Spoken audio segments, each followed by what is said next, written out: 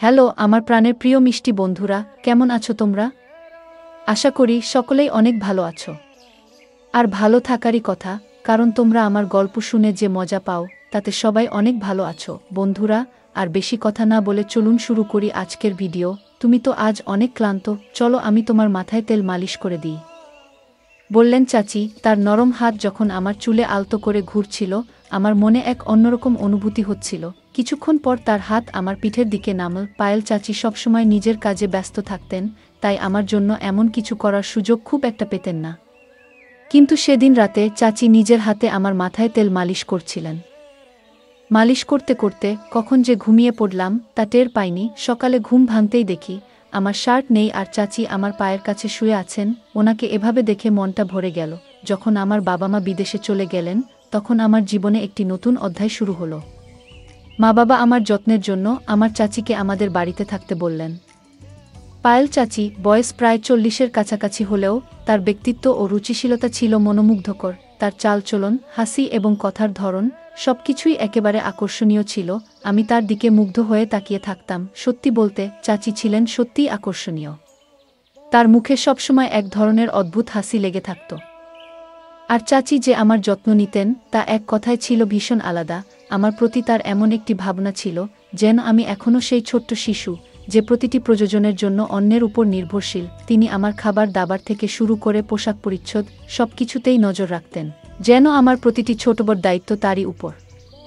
অনেক সময় তার এই অতিরিক্ত যত্ন আমার মনে প্রশ্ন জাগাত, কিন্তু সত্যি বলতে এর মধ্যে এক ধরনের স্বস্তি খুঁজে পেতাম। সকালে তিনি যখন আমাকে গোসল করার কথা বলতেন, তার কণ্ঠে এক আলাদা ভাব থাকত। বারবার তিনি নিজেই আমাকে গোসল করাতে চাইতেন, যেন বুঝতেই চাইতেন না যে আমি এখন বড় হয়ে গেছি। বন্ধুরা, আজকের গল্পটা অনেক বেশি স্পেশাল, তাই কেউ মিস করো না। আর গল্পগুলো ভালো লাগলে ভিডিওটি লাইক, শেয়ার এবং চ্যানেলটি সাবস্ক্রাইব করো প্লিজ। একদিন চাচি আমাকে বললেন, তুমি ছোটবেলায় কতবার আমার কাঁধে উঠে খেলতে গো। আমি একটু লজ্জা করে চাচিকে বললাম, চাচি আমাকে এভাবে লজ্জা দিও না আগে। কিন্তু তিনি থামলেন না এবং গোসলের সময় আমার দিকে তাকিয়ে রইলেন। বন্ধুরা, আমার নাম সৌরভ, আর এখন আমার বয়স 20 বছর।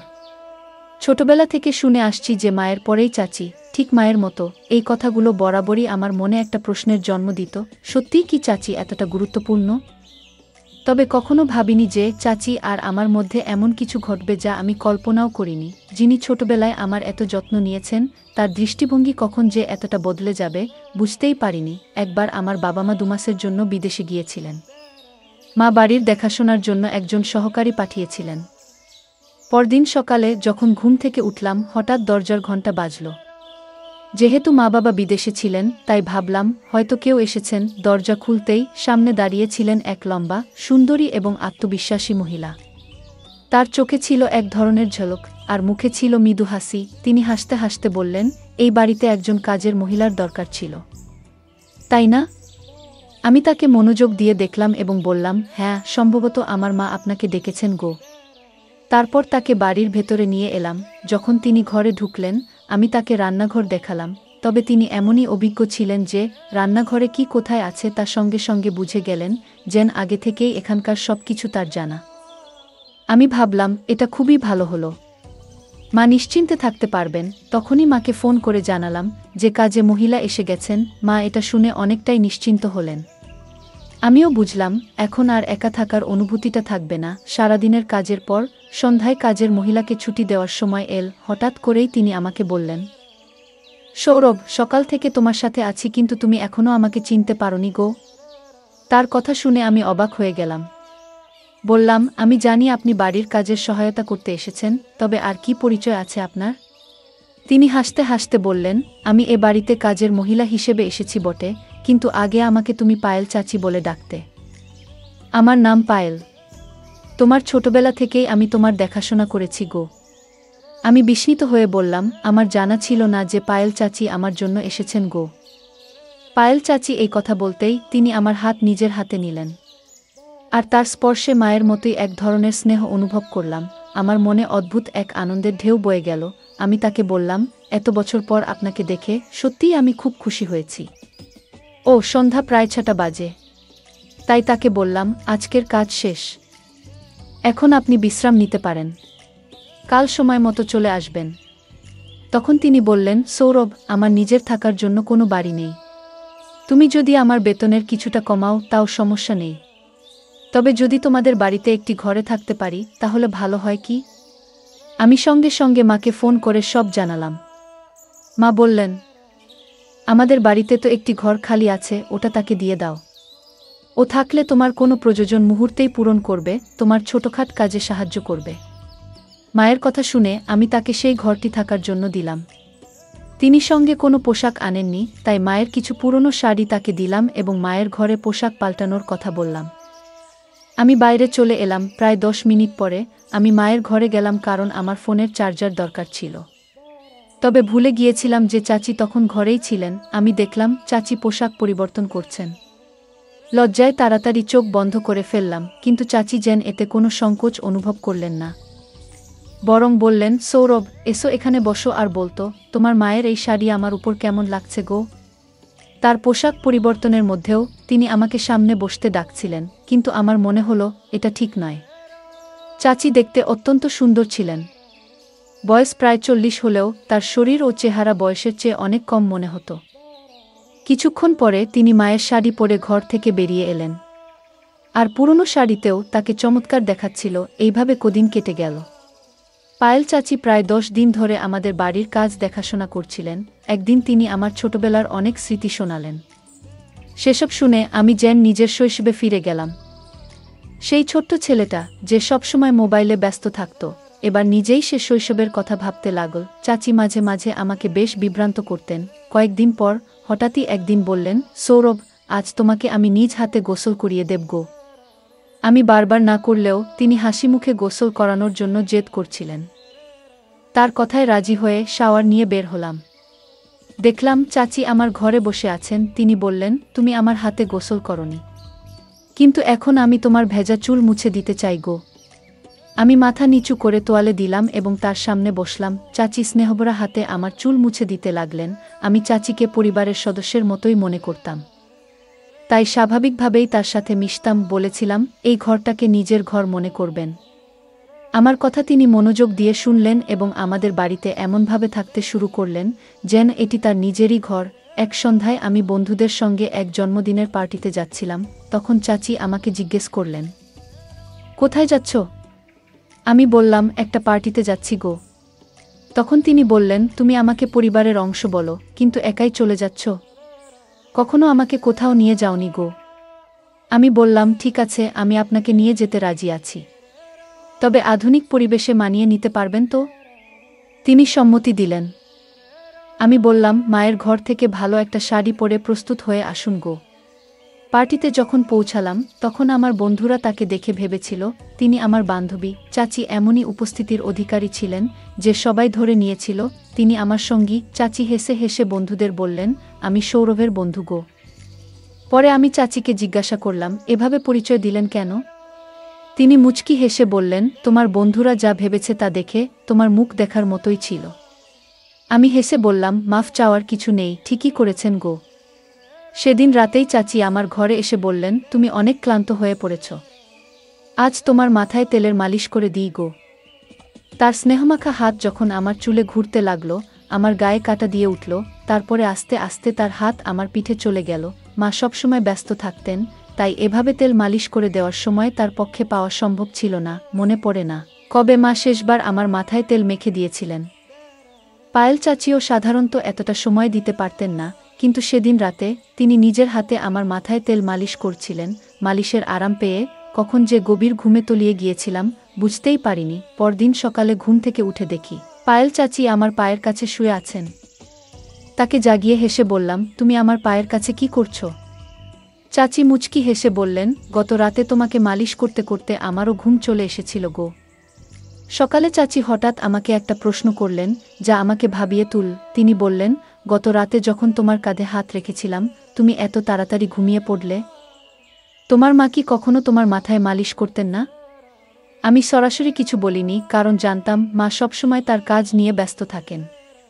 তাই পরিবর্তে বললাম, না না, আমার মা সবসময় আমার যত্ন নেন, এমন কিছু নয়।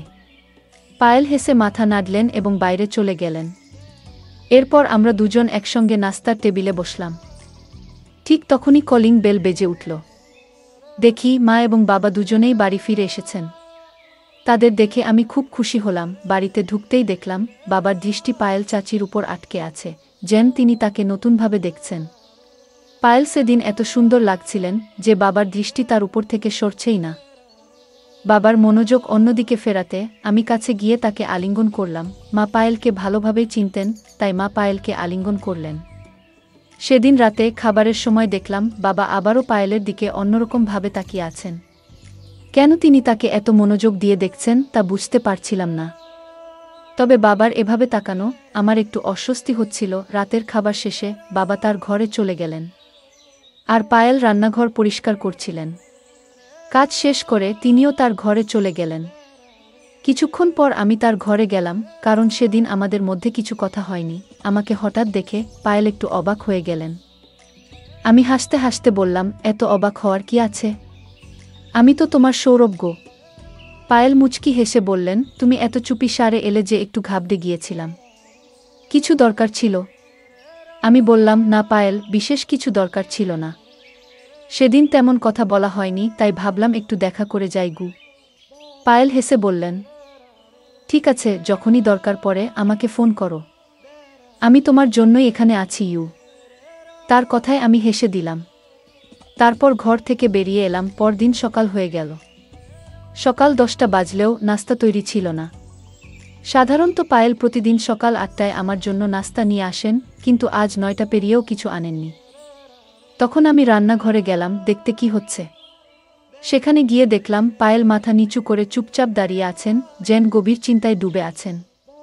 আমি অবাক হয়ে জিজ্ঞেস করলাম, কি হয়েছে পায়েল? ধীরে ধীরে বললেন, তোমার বাবা। ঠিক তখনই বাবা রান্নাঘরে ঢুকে পড়লেন। পায়েল তার মুখ আমার দিক থেকে সরিয়ে নিলেন। গতকাল থেকেই বাবা পায়েলের দিকে অন্যরকমভাবে তাকাচ্ছিলেন, যা আমার নজর এড়ায়নি। পায়েল কেবল আমার আত্মীয় নন, তিনি আমার খুব কাছের একজন বন্ধু হয়ে উঠেছেন, এবং আমি তার সাথে এমন আচরণ সহ্য করতে পারছি না। আমার মনে প্রশ্ন জাগছিল, একদিনের মধ্যে এমন কি ঘটেছে যে পায়েল এতটা অস্বস্তিতে পড়ে গেছেন? রাতে শুতে গেলাম, কিন্তু মনটা অস্থির ছিল। কিছুক্ষণ পর ভাবলাম পায়েলও ঘরে গিয়ে দেখে আসা উচিত। তার ঘরের দরজার কাছে পৌঁছেই দেখি বাবা ইতিমধ্যেই সেখানে আছেন এবং পায়েলের হাতে কিছু টাকা দিচ্ছেন। কেন হঠাৎ করে এত টাকা দিচ্ছেন সেটা বুঝতে পারলাম না। সামনের দৃশ্য দেখে আমার মনের মাঝে অস্বস্তি বাড়তে লাগল। পায়েল বাবাকে বলছিলেন, যতক্ষণ না আমি সৌরভের সাথে কথা বলবো আমি এই বাড়ি ছাড়ব না আগে। আমার মনে হলো হয়তো সে আমাকে ভালোবেসে ফেলেছে। দেরি না করে আমি সরাসরি তার ঘরে ঢুকে পড়লাম। বাবাকে জিজ্ঞাসা করলাম, আপনি এখানে পায়েলের সাথে কি করছেন? আমার প্রশ্ন শুনে মাও ঘরে এসে ঢুকলেন। আমাকে দেখে মা বাবার মুখের ভাব কেমন যেন বদলে গেল। মা বাবা আমাকে বলতে লাগলেন, তুমি নিজের ঘরে ফিরে যাও। আমি প্রতিবাদ করে বললাম, আমি আর শিশু নই। আমি জানতে চাই এখানে আসলে কি ঘটছে এবং আপনি পায়েলের সাথে কি করছেন গো। ঠিক তখনই পায়েল আমার কাছে এসে আমাকে জড়িয়ে ধরে কাঁদতে লাগলেন। তিনি বললেন, সৌরভ, এই বাড়িতে তুমি একমাত্র ব্যক্তি যে আমাকে বোঝো। এখানে আসার পর থেকে তোমাকে অনেক কিছু বলতে চেয়েছি, কিন্তু কিছু কারণে চুপ ছিলাম।